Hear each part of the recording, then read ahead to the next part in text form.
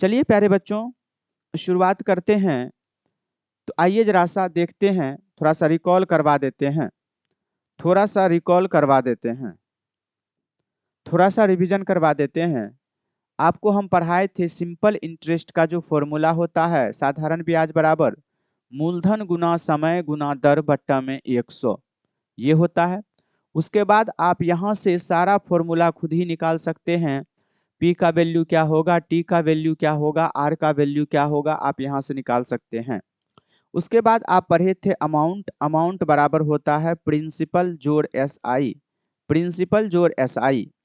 उसके बाद आपको एस आई का एक और फॉर्मूला हम बताए थे कि एस आई जो होता है वो समय और दर के प्रोडक्ट के बराबर होता है, और यही इम्पोर्टेंट चीज था कल की कक्षा में। जो एस आई होता है वह एस आई समय और दर के प्रोडक्ट के बराबर होता है।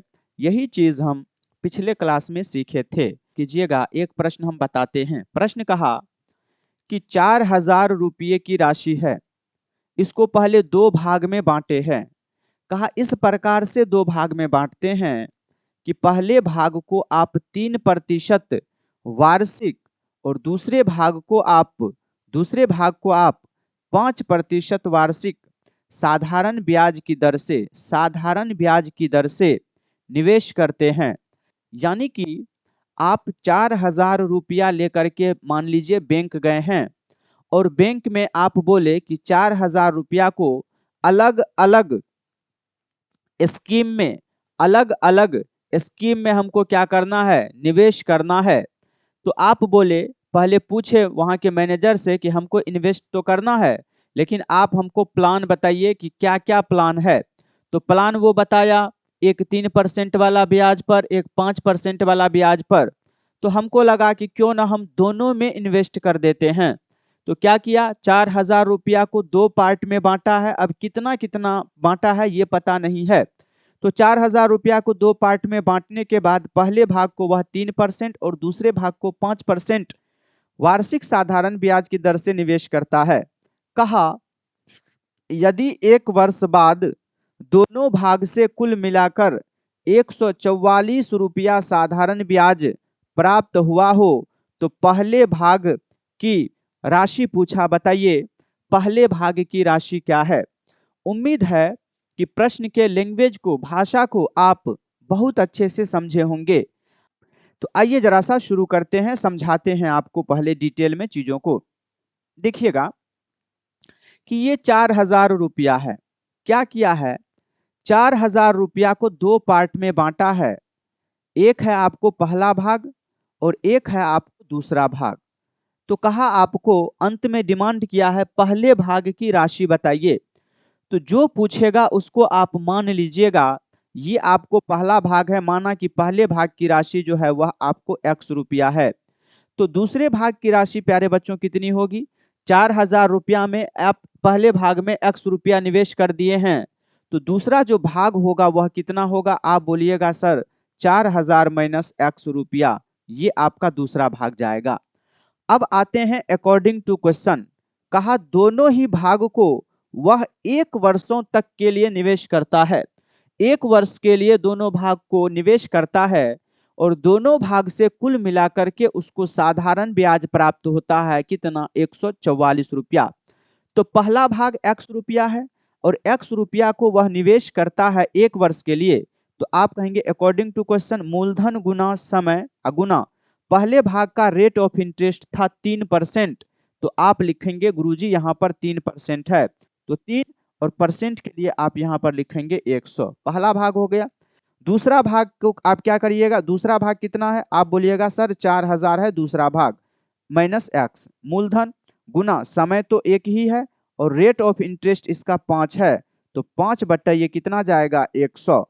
अब बताइए, कहा कि दोनों भाग से मिला करके कुल मिलाकर के उसको लाभ ब्याज प्राप्त होता है कितना, 144 रुपया साधारण ब्याज प्राप्त होता है। दोनों भाग से मिलाकर के 144 रुपया साधारण ब्याज प्राप्त होता है। तो यहाँ भी एसआई निकाले, यहाँ भी एसआई निकाले, दोनों एसआई को जोड़ करके 144 अकॉर्डिंग टू क्वेश्चन गिवन है। अब प्यारे बच्चों हमको क्या करना है, इसको सिंपल सॉल्व करना है। तो कैसे सॉल्व करेंगे, आइए जरा सा इसको देखते हैं। तो इसको जब हम सॉल्व करेंगे तो देखिएगा कि नीचे आपका एलसीएम जाएगा कितना, आप बोलिएगा 100। तो ये 3 से गुना होगा तो ये 3x होगा, अब प्लस 5 से इधर गुना होगा तो 5 चौका 20, 20 पर 3 जीरो, माइनस का यहाँ 5x जाएगा। बराबर में ये कितना होगा, आप 100 से उधर गुना कर दीजिएगा तो जैसे 100 से गुना करिएगा 14400 जाएगा। अब इसके बाद अच्छा पहले इसको रखने देते हैं यहाँ पर, तो ये कितना हो जाएगा 144।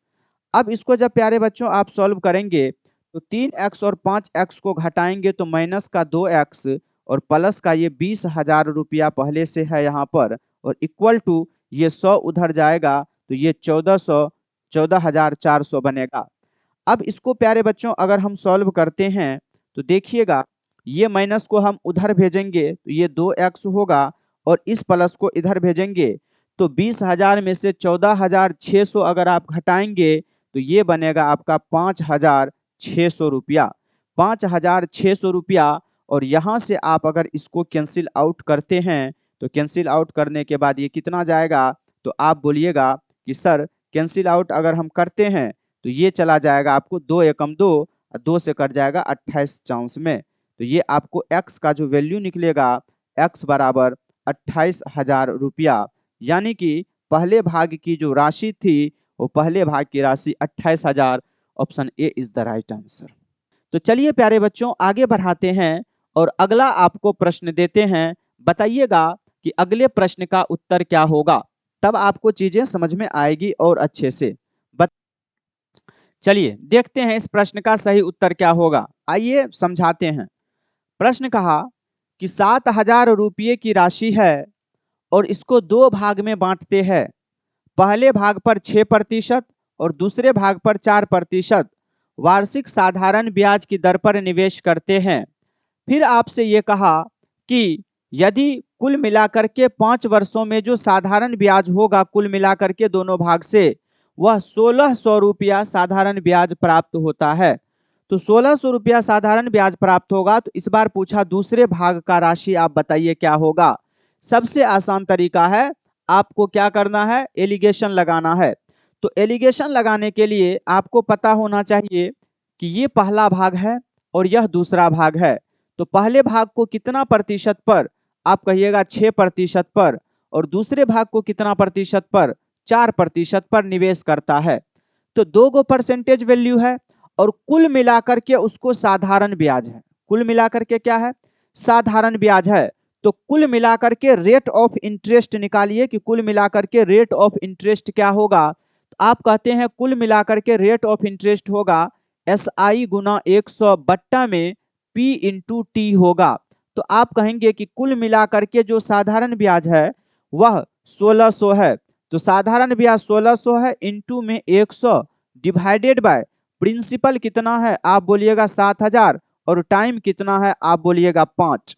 जैसे ही प्यारे बच्चों इसको काटेंगे तो 2 जीरो से 100 वाला जीरो कट जाएगा और 1 जीरो से ये कट जाएगा, 5 से काटिएगा तो 32 पंच 160 होता है। तो ये बनेगा आपको कितना, ये बनेगा आपको 32 डिवाइडेड बाय 7%। यानी ओवरऑल मिला करके जो आप इंटरेस्ट कमाए हैं दोनों जगह से, वह 32 बट्टा में 7% कमाए हैं।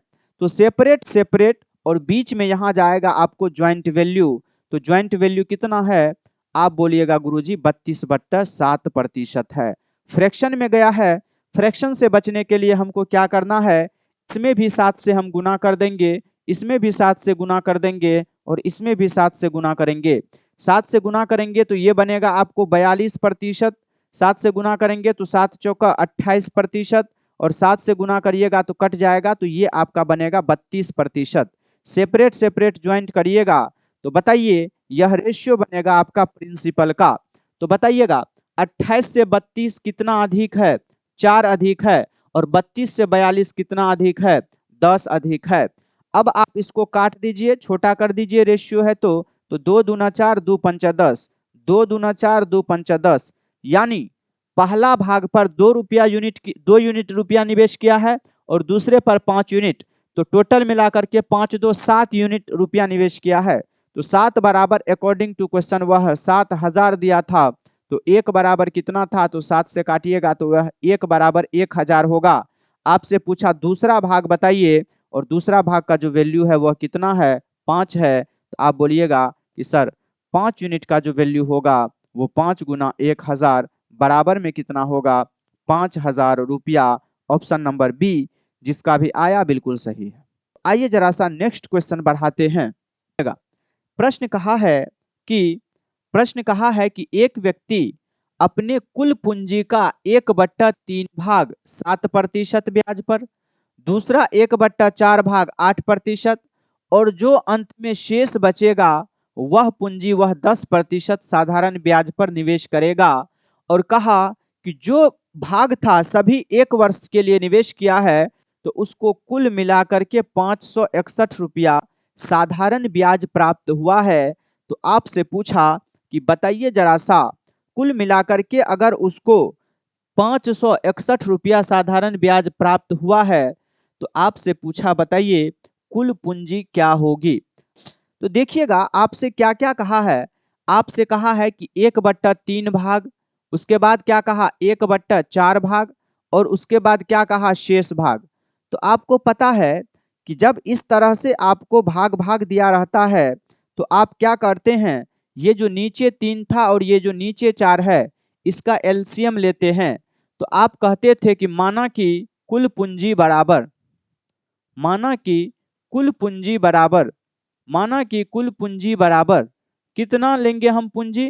तो आप बोलिएगा कि सर जो पूंजी मानेंगे वो नीचे जो आपका 3 4 है, 3 4 का एलसीएम, 3 4 का एलसीएम, और 3 4 का एलसीएम जैसे लेंगे तो ये आपको 12 होगा। माना कि कुल पूंजी जो है 12 यूनिट है या 12 एक्स है, एक्स लगा देंगे तो मेरे लिए ज्यादा आसान हो जाएगा।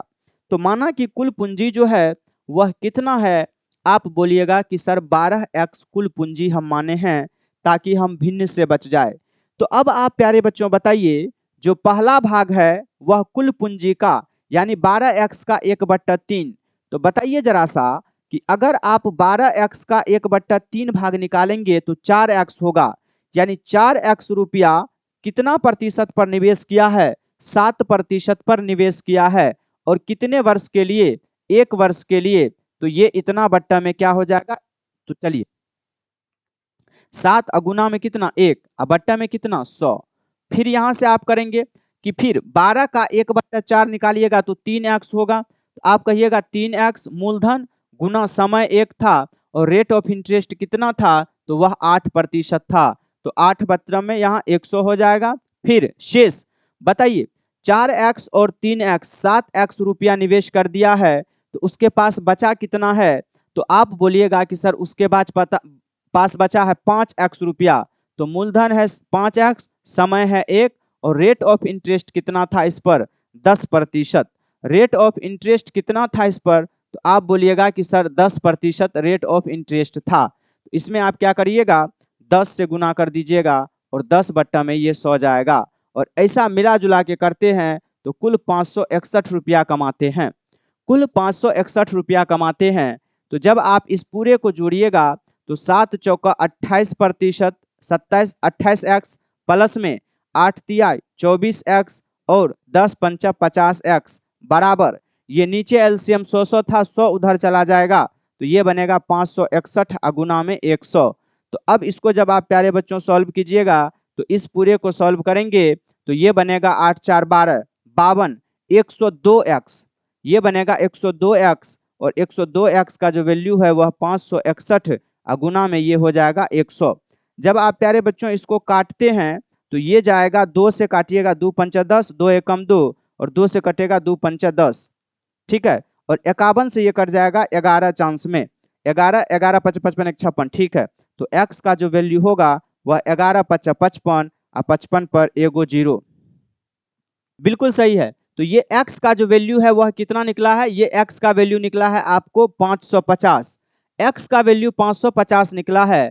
लेकिन आपसे पूछा क्या है, आपसे पूछा पूंजी बताइए। तो अब बताइएगा कि पूंजी कितना x था।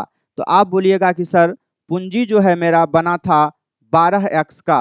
तो पूंजी कितना है 12x, तो 12 गुना में x का वैल्यू कितना निकला 550, तो 12 पंच 60, 6 66, इतना रुपया आपके प्रश्न का सही उत्तर होगा। पहले आप इसको उतारिए पूरा डिटेल में, उसके बाद हम समझाते हैं फिर से। ये तो डिटेल था, डिटेल में हम बनाए, लेकिन पेपर में इतना टाइम तो रहेगा नहीं कि आप बनाइएगा पेपर में। तो आइए जरा सा इसको हम फिर से समझाते हैं। आइए फिर से हम समझाते हैं, इसको शॉर्ट कर देते हैं, इसकी हमको आवश्यकता नहीं पड़ेगी। अब देखिएगा, सबसे पहले तो प्यारे बच्चों ये आपको मानना ही पड़ेगा कि आपके पास पूंजी कितनी है। तो हम मानते हैं, माना कि पूंजी बराबर, तो आपको जो चीज हम प्रॉफिट लॉस में पढ़ाए हैं वही चीज आपको यहाँ पढ़ा रहे हैं। माना कि पूंजी बराबर क्या होगा, तो आप कहिएगा कि सर 3 4 का एलसीएम, और 3 4 का एलसीएम जो होगा वह कितना जाएगा, आप बोलिएगा 12, तो 12 यूनिट पूंजी है। 12x नहीं मान करके अब हम लोग 12 यूनिट पूंजी मानेंगे कि 12 यूनिट जो है पूंजी है। Kanhaiya Mishra ji time and distance का क्वेश्चन भी करवाइए। इसके बाद जो है हम टाइम एंड डिस्टेंस ही लेंगे। जो अभी अभी पढ़ा रहे हैं एसआई खत्म होगा, सीआई पढ़ाएंगे, और सीआई के बाद टाइम स्पीड डिस्टेंस ही आपका अंतिम बचेगा, और उसके बाद आपको डीआई बचेगा। तो डीआई बीच में किसी दिन सैटरडे संडे को लेके खत्म कर देंगे, और उसके बाद टाइम स्पीड डिस्टेंस अंतिम क्लास होगा, जिसको करके आपकी कक्षा को खत्म कर देंगे।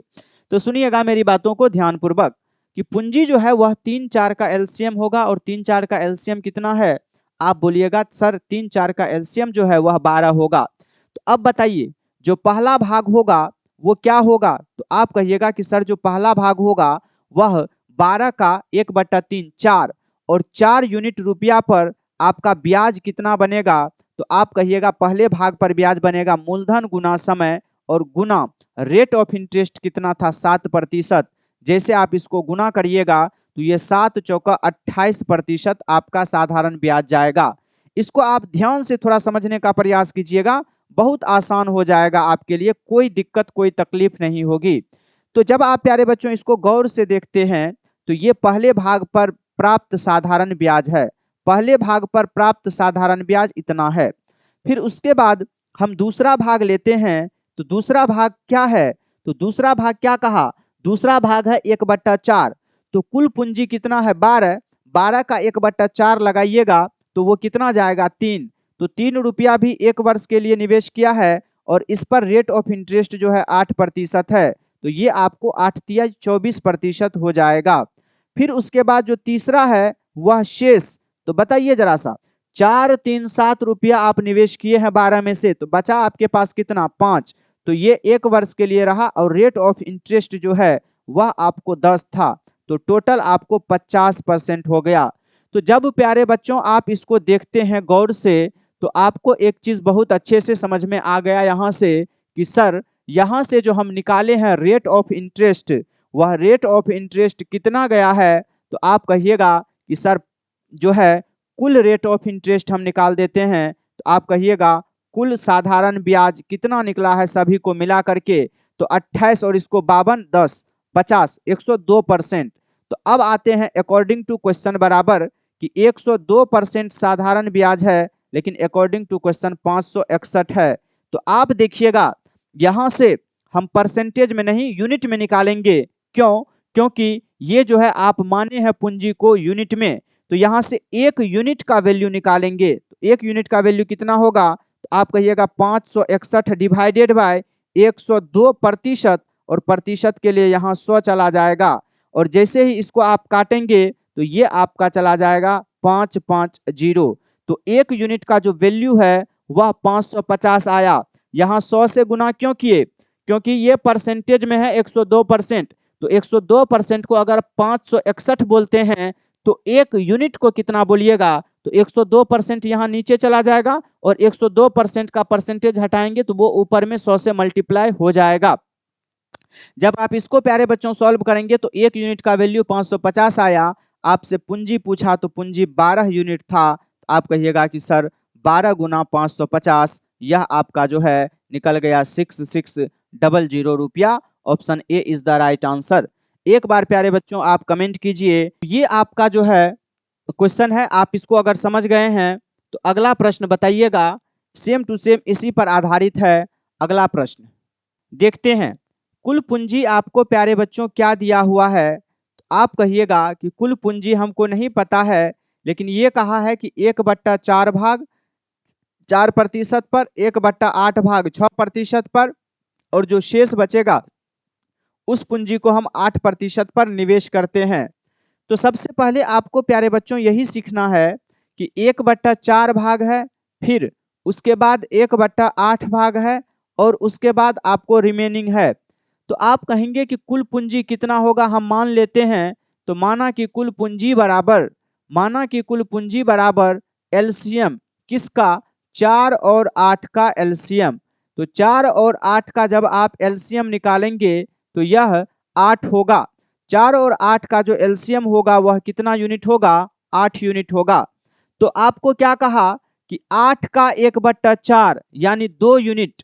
तो 2 यूनिट रुपया वह निवेश किया है कितना पर, तो कहा 4% पर।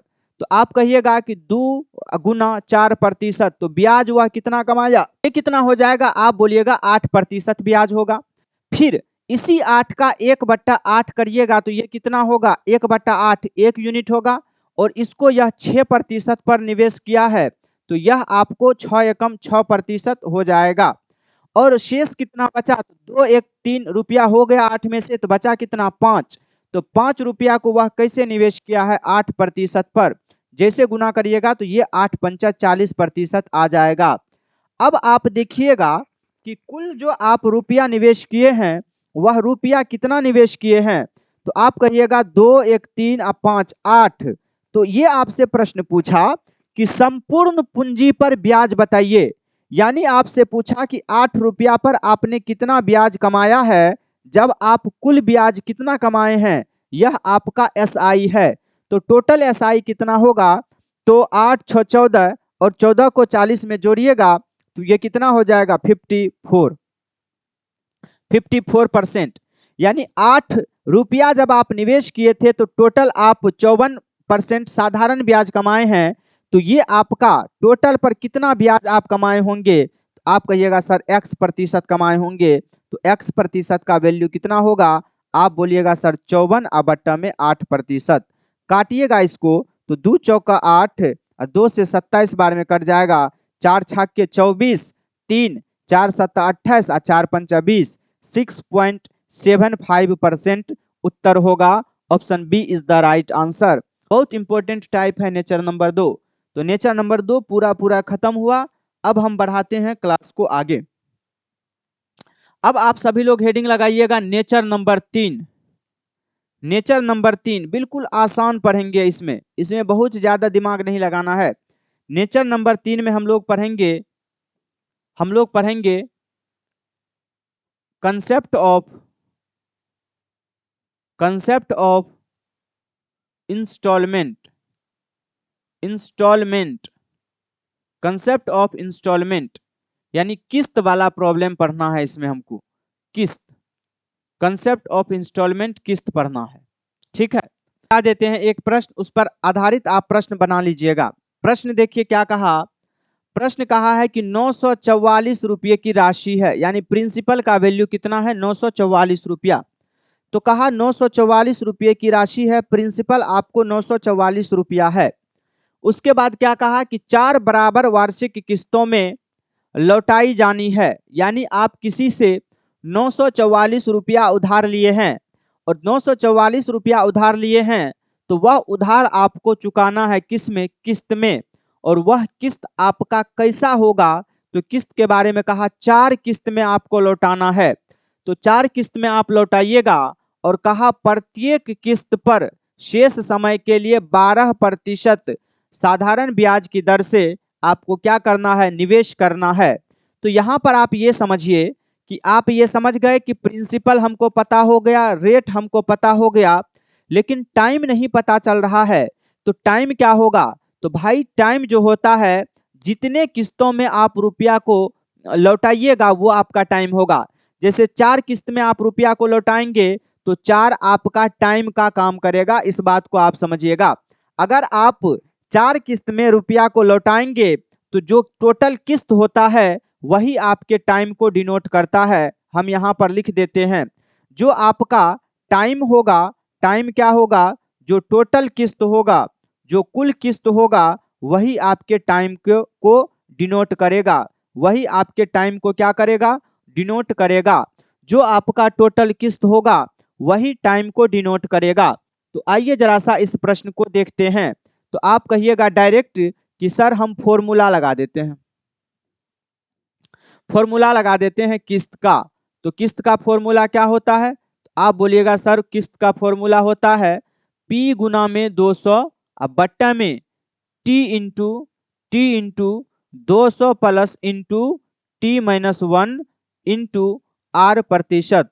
बस अब आप बताइए P का वैल्यू कितना है? आप बोलिएगा 944 इंटू में कितना 200 बट्टा में T का वैल्यू कितना आ गया 4, T का वैल्यू 4 इंटू में बताइए ये है आपको 200 और T है 4, 4 में से एक गया 3, तो आप पहले लिख लीजिए ये रहा 200 अब प्लस T का वैल्यू कितना है 4, 4 में से एक गया और रेट ऑफ इंटरेस्ट आपको 12 पता है पहले से ही। बस इसको आपको सॉल्व कर देना है, इसको आपको सॉल्व कर देना है। और जब आप इसको प्यारे बच्चों सॉल्व करिएगा तो ये कितना जाएगा, ये जाएगा 944 इंटू में 200 और डिवाइडेड का ये बनेगा 4 इंटू बताइए 4 में से एक जाएगा 3, 3 में 12 से गुना करिएगा 12 या 36 और 200 में 36 जोड़िएगा तो ये बनेगा 236। 236 आपको चला गया तो 236 चौका 236 चौका होता है आपको 944 और 4 से 4 आपका कट जाएगा तो ये आपका पूरा पूरा कट गया, बचा कितना 200। यानी जो आपका किस्त होगा वह 200 रुपया का लगेगा, जो किस्त बनेगा वह आपको 200 का बनेगा। तो ब्याज सब मिला जुला करके आपको पहुंचा दिया है 944 करके। ठीक है, तो किस्त पर अगर आप कोई चीज लेते हैं और समझते हैं कि मेरे लिए आसान है हम ले लेते हैं, तो ये आप मत सोचिएगा। किस्त पर कोई भी चीज जो होता है वह आपको अपना रेट ऑफ इंटरेस्ट लगा करके ही आपको देता है। चलिए, तो इसका सही उत्तर जो होगा वो option A is the right answer, option A is the right answer. चलिए देखते हैं इस प्रश्न का उत्तर क्या होगा। 1740 रुपये की राशि 5 बराबर किस्त में देना है, तो टी का जो वैल्यू होगा वो 5 होगा। किस्तों में लौटाई जानी है और प्रत्येक किस्त की राशि पूछा है यदि रेट ऑफ इंटरेस्ट आर है 8% है। तो बस आपको क्या करना है, किस्त का फॉर्मूला लगाना है। यहीं पर याद करवा देते हैं आपको किस्त का फॉर्मूला। किस्त बराबर क्या होगा, आप बोलिएगा कि सर P गुना 200 बट्टा में T इंटू 200 प्लस में T से एक कम इंटू में R होगा। बस यहाँ पर वैल्यू पुट करिए, P का वैल्यू 1740 गुना में 200 डिवाइडेड बाय T का वैल्यू 5 इंटू में अगर हम 5 यहाँ पर रखेंगे तो 5 में से एक जाएगा 4 और रेट ऑफ इंटरेस्ट है 8, तो 8 चौका 32, 32 200 में जोड़िएगा तो ये 232 जाएगा, 232 जाएगा। अब आप इसको काट दीजिएगा, तो कैसे काटिएगा, 232 को अगर आप काटिएगा तो ये आपका जाएगा कितना, चलिए हम 5 से काट के देखते हैं। 5 से काटते हैं, 5 एकम 5 और 5 से कट जाएगा ये कितने बार में, 5 चौका 20 40 बार में। 8 से काटते हैं, 8 पंचा 40 और 8 दूना 16, 8 दूना 16, 8 नमा 72 और 29 से अगर आप काटिएगा तो 29 से ये कितने बार में कटेगा, तो 29 से ये कट जाएगा आपको 6 बार में। 29 से ये 6 बार में कट जाएगा तो 60, तो ये बनेगा आपको 60 गुना 5 बराबर में 6 पंचा 30, तो ये 3300 रुपया का किस्त बनेगा। तो हम जो काटे हैं उसके पीछे नहीं जाइएगा, आप अपने हिसाब से काटने का प्रयास कीजिएगा, आप अपने हिसाब से काटने का प्रयास कीजिएगा। 3 नंबर आप सभी लोग उतार लिए। अब आइए जरा सा नेक्स्ट क्वेश्चन को देखते हैं। क्वेश्चन नंबर 4, क्वेश्चन नंबर 4 जो है आप बनाइएगा नहीं, इसके लिए हम आपको बना देते हैं, एक प्रश्न देंगे बनाने के लिए। प्रश्न क्या है, प्रश्न कहा कि 10 रुपये की राशि है, एक एक रुपया करके 11 मासिक किस्तों में चुकाना पड़ता है। यानी किसी से 10 रुपया आप उधार लिए हैं और 10 रुपया उधार लेने के बाद आप उसको बोलते हैं कि भाई ऐसा है कि हम तुमको एक बार में 10 रुपया वापस नहीं कर सकते हैं, तो कैसे वापस कीजिएगा। तो कहता है कि हम एक एक रुपया देंगे, लेकिन याद रखिए कि वह एक एक रुपया हम आपको कैसे देंगे, प्रत्येक मंथ में देंगे, मासिक किस्तों में हम जमा करेंगे। यानी 10 रुपया आपसे लिया है और एक एक रुपया करके 11 मासिक किस्तों में चुकाना पड़ता है। तो कहा साधारण ब्याज की रेट ऑफ इंटरेस्ट बताइए क्या होगा। तो प्यारे बच्चों, आप ध्यान रखिएगा कि जब कभी भी इस हिसाब का प्रश्न आपसे पूछे तो इसका डायरेक्ट शॉर्टकट फॉर्मूला होता है। फॉर्मूला बनता कैसे है इस बिंदु पर यहाँ हम चर्चा नहीं करेंगे, क्योंकि आधा घंटा में हम ये सिद्ध कर पाएंगे कि इसका फॉर्मूला क्या बनेगा। आधा घंटा कम से कम समय लगेगा इन चीजों को समझाने में, लेकिन इतना समय देने से कोई फायदा नहीं है। अंत में आपको फॉर्मूला दे देंगे, डायरेक्ट आप याद रखिएगा कि जब कभी भी जितना रुपया ले उससे 1 रुपया अधिक चुकता करे। जैसे 10 रुपया लिया है, एक एक रुपया करके 11 रुपया चुकता करेगा 11 महीना में। अगर 50 रुपया लिया, एक एक रुपया करके 51 किस्त में चुकाएगा तो 51 रुपया चुकाएगा। यानी जितना रुपया लेगा उससे एक ज्यादा किस्त में अगर चुकाएगा। अगर x रुपया लिया तो x प्लस 1 किस्त में चुकाएगा। अगर 9 रुपया लिया तो 9 एक 10 किस्त में चुकाएगा। अगर 12 रुपया लिया तो 12 एक 13 किस्त में चुकाएगा। अगर इस हिसाब से कभी भी प्रश्न आपको पूछता है तो आप डायरेक्ट यहाँ पर रेट ऑफ इंटरेस्ट का फॉर्मूला प्यारे बच्चों बनता है। वो रेट ऑफ इंटरेस्ट क्या होता है आप डायरेक्ट लिखिएगा, रेट ऑफ इंटरेस्ट बराबर ये बनता है आपको 2400 divided by P into P plus 1। ये आपको याद रखिएगा तो प्रश्न आपके लिए बेहद आसान हो जाएगा। अब आप कहिएगा, ये डायरेक्ट आप शॉर्टकट याद रखिएगा, ये डायरेक्ट आप शॉर्टकट याद रखिएगा, ये डायरेक्ट आपको शॉर्टकट है, इसको आप सभी लोग याद रखिएगा। तो P का वैल्यू कितना होगा तो 2400, ये डायरेक्ट आएगा 2400 और डिवाइडेड बाय क्या होगा, P का वैल्यू कितना है 10 और 10 में 1 जोड़ दीजिएगा 11। बस यही आपके प्रश्न का उत्तर होगा। जो कटने वाला है काट दीजिए, 0 से 0 कट जाएगा तो ये कितना बनेगा, ये बनेगा 240 डिवाइडेड बाय 11। जब आप इसको सॉल्व करिएगा 11 दूना 22, 11 एकम 11 बचा 9, 9/11% वार्षिक पर एनम। यानी ये जो होगा आपको 21.9/11, 21.9/11 option A is the right answer. आइए जरा सा अंतिम प्रश्न का उत्तर बताइए।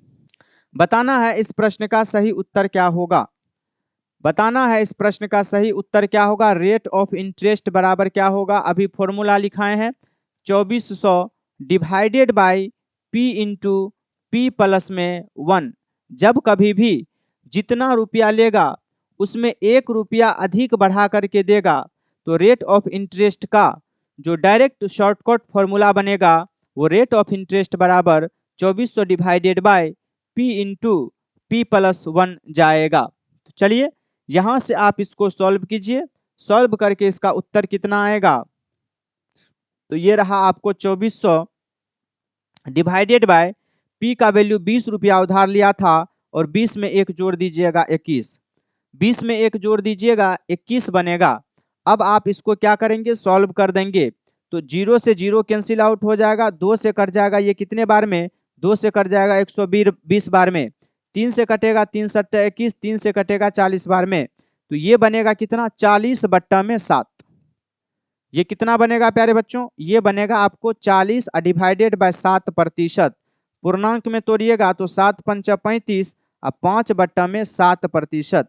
ये आपका बनेगा 5 सही 5/7%। ऑप्शन बी 5 का सही उत्तर होगा। ऑप्शन बी 5 का सही उत्तर होगा। Option B is the right answer.